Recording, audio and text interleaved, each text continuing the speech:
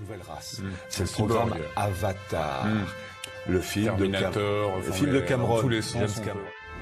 Seigneur, bénis cet enseignement pour l'édification de tous ceux qui regardent et qui écoutent Saint-Esprit. Illumine les yeux de notre cœur. Au nom de Jésus. C'est quoi le concept du nouvel ordre mondial? Le concept du nouvel ordre mondial consiste à unifier la planète dans un régime politique unique, un système collectiviste, une humanité déracinée, une spiritualité unique. Pourquoi? Dans quel but? Dans le but de rejeter le genre humain. Comme je vous ai fait déjà remarquer et souligner le terme rejeter le genre humain dans la première vidéo dédiée à cette série, l'Église face au concept du nouvel ordre mondial.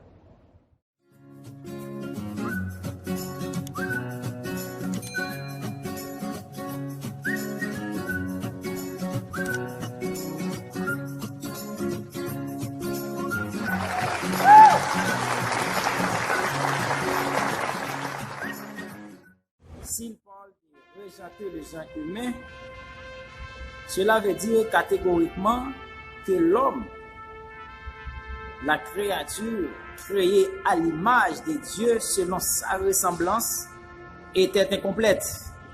Et le point bizarre dans cette alternative, c'est que l'homme créé à l'image de Dieu veut corriger celui qui l'a créé. Comment est-ce possible que l'homme, que la créature, fait corriger celui qui l'a créé? C'est inimaginable, quelle que soit la stratégie développée, parce que le potier est toujours le maître de l'agir. Cette initiative de rejeter le genre humain nous pousse à comprendre dans quel état de rébellion totale que l'homme s'est engagé contre le maître de la création. Pour rejeter le genre humain, Dionys Huxley va être à l'origine du mot transhumanisme. Ce mot est composé de deux mots. Trans, qui veut dire transition, transitionner, et humain, qui est à l'état de l'homme. Cette idée était soutenue par H.G. Wells dans le livre Le Nouvel Ordre Mondial. Puisqu'ils veulent rejeter le genre humain, ils ne veulent pas que l'homme soit enraciné dans ses cultures, dans ses mœurs et ses principes moraux. C'est pour cela qu'ils pensent à une humanité déracinée.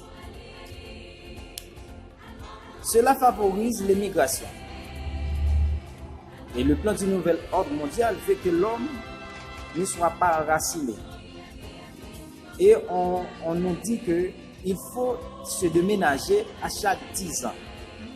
À chaque 10 ans, il faut se déménager pour ne pas s'enraciner. Et il faut détruire la famille. Il faut détruire la famille.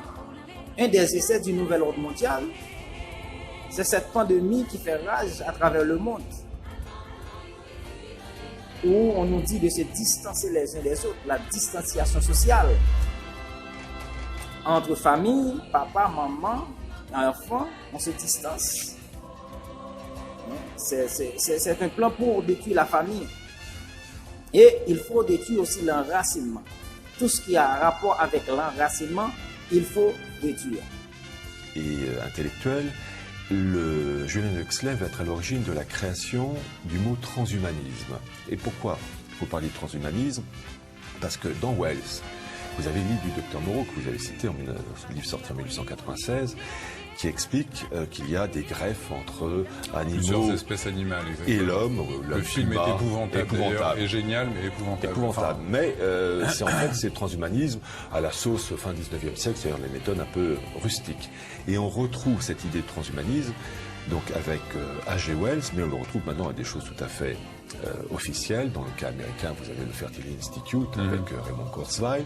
Côté russe, la Russie de Poutine aussi utilise et promeut le transhumanisme avec Dmitri Upskov, avec son site Initiative 2045, qui consiste par étapes 2015-2025, 2025-2035, 2035-2045, par des procédés de nanotechnologie moléculaire, enfin des trucs imprononçables, de favoriser la création d'un être humain, une nouvelle race. C'est le programme Avatar.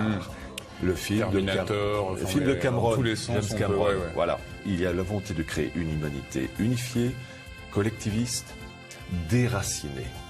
Et il a cette phrase terrible, et que je vais citer parce qu'elle est extrêmement moderne, où il dit ceci, je le cite: « Nous pouvons anticiper une rapide transformation de la face du monde au fur et à mesure que sa population est distribuée et redistribuée selon les aléas des besoins changeants de la production économique. » Et donc, humanité déracinée, ça favorise l'immigration, ça favorise... Il faut d'abord détruire la famille, il faut détruire l'enracinement. Et H.G. Wells n'est que... Dans le plan, le contenu, le concept du nouvel ordre mondial, ils veulent que les enfants soient appartenir à tout le monde. Ce sont là tous ces projets. Et on peut dire même des choses difficiles à expliquer. Le programme Régenter le genre humain va donner naissance à ce qu'ils veulent vraiment. Qu'est-ce qu'ils veulent? Ils veulent créer une nouvelle race, la création d'une nouvelle race. Ce qui explique dans le contenu du film épouvantable ou le film Avatar. Vous pouvez regarder vous-même ce film et chercher à bien comprendre l'idéologie, la finalité de ces idées. Ok? Et puis, ok, création d'une nouvelle race. Et où on explique qu'il y a des relations entre des espèces, entre l'homme et des espèces animales. Il faut d'abord savoir qu'H.G. Wells est un admirateur de la République de Platon. Entité unifiée, collectiviste, la famille n'existe pas, les enfants appartiennent à tout le monde. Il y a reproduction des meilleurs, reproducteurs hommes-femmes pour l'eugénisme. Bon. Et on retrouve cette même histoire dans... Alors, le catholicisme, évidemment, va bloquer cet esprit-là païen, et on va retrouver une remontée en puissance de ces idéaux, mais malfaisants, à partir de la Renaissance. Et le premier à lancer ce modèle de H.G. Wells avant l'heure, c'est l'Utopia de Thomas More. Et l'Utopia, c'est quoi? Un monde collectiviste, eugéniste, et tous les gens doivent déménager tous les 10 ans pour ne pas s'enraciner. C'est très agressif. Amen. À l'état d'esprit intentionnel corrompu de l'homme, Dieu les a livrés à des passions infâmes. Du temps de l'apôtre Paul, l'Esprit de Dieu a divulgué l'état de péché et de condamnation totale de l'humanité. Et le Saint-Esprit a insisté, Paul a écrit dans le livre de Romains, chapitre 1er, de versets 18 à 32, où nous allons lire les versets suivants. Romains, chapitre 1er, verset 18. La colère de Dieu se révèle du ciel contre toute impiété et toute injustice des hommes qui retiennent injustement la vérité captive.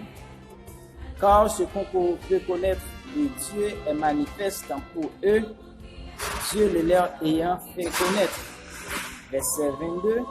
Se vantant d'être sages, ils sont devenus fous et ils ont changé la gloire de Dieu incorruptible en image, représentant l'homme corruptible, des oiseaux, des quadrupèdes et des reptiles. C'est pourquoi Dieu les a livrés à l'impureté, selon les convoitises de leur cœur, en sorte qu'ils déshonorent eux-mêmes les propres corps. Eux qui ont changé la vérité de Dieu en mensonge et qui ont adoré et servi la créature au lieu du Créateur, qui est béni éternellement.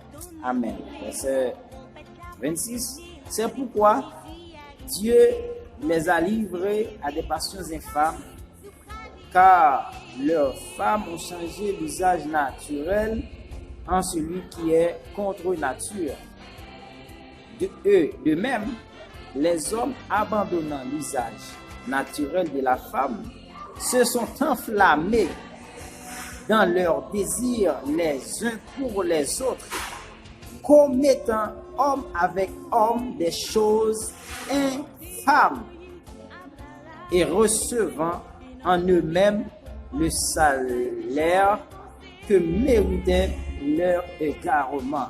Parole du Seigneur. Amen.